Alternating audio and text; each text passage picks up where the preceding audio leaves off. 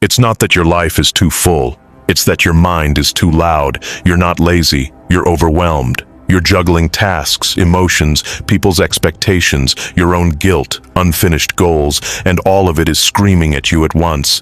So what do?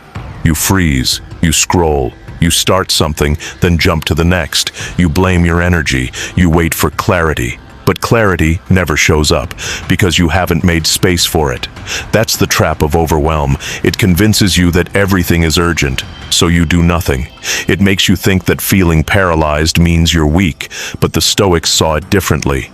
They believed chaos isn't what breaks you, it's how you meet the chaos that defines you. Seneca wrote, "If a man does not know to what port he is sailing, no wind is favorable." Overwhelm isn't just a mood.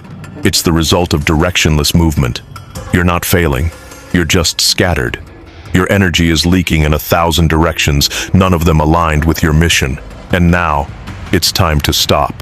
Not to give up, to reclaim. Because no one else is going to organize your mind for you. No one is coming to reduce the noise. You have to do it. Not with force, with focus. And the Stoics left a blueprint.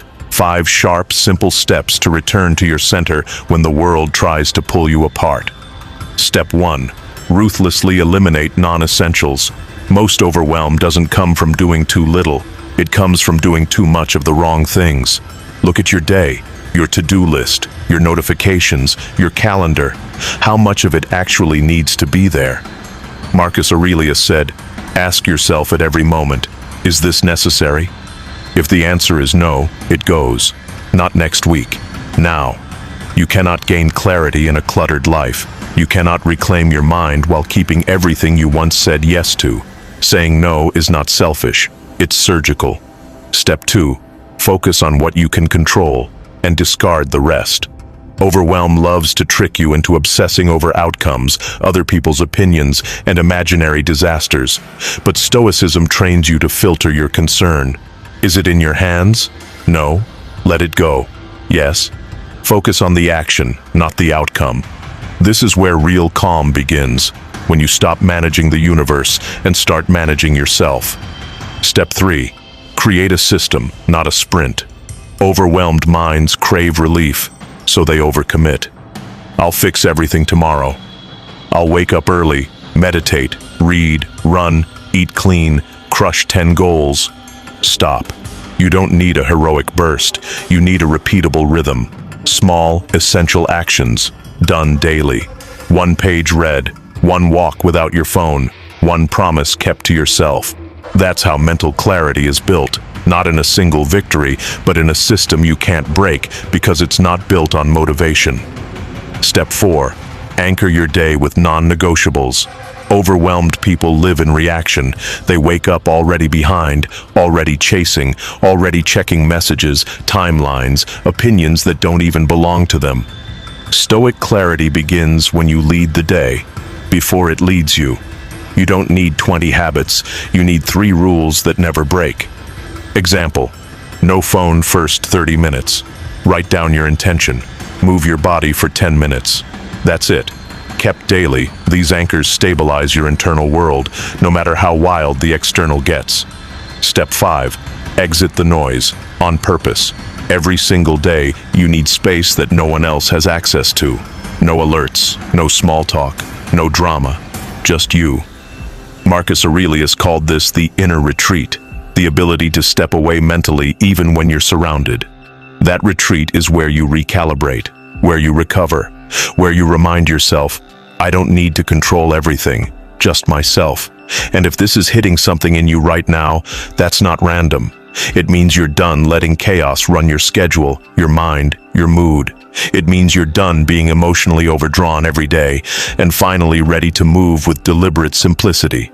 So if you're serious about building that kind of clarity, not from hype, but from daily repetition, subscribe, not for content, for command, for reminders that you're not weak, you're just untrained, and we're here to fix that. Together. Something powerful happens when you live with intention. The chaos doesn't stop, but it stops owning you.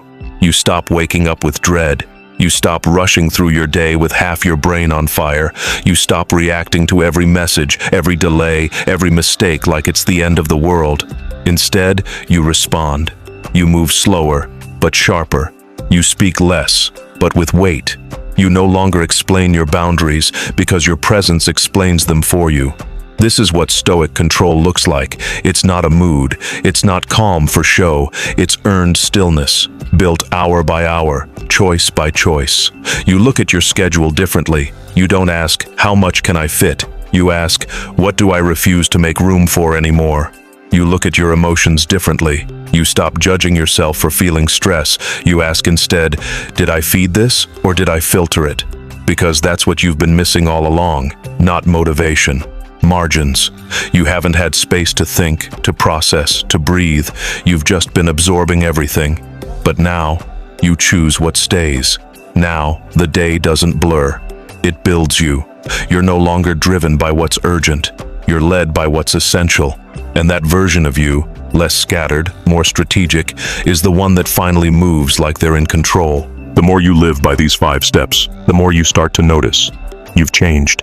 Not just your schedule, not just your habits, but your posture. You walk into the same chaos, but it doesn't shake you. You get hit with the same noise, but it doesn't enter you, because now you filter everything through one question: does this serve my peace or steal it?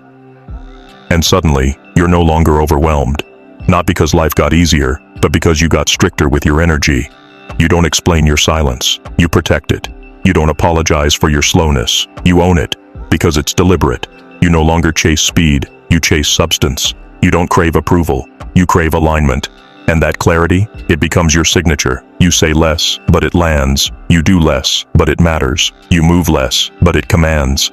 This is what the Stoics meant by control, not dominance over others, but over yourself.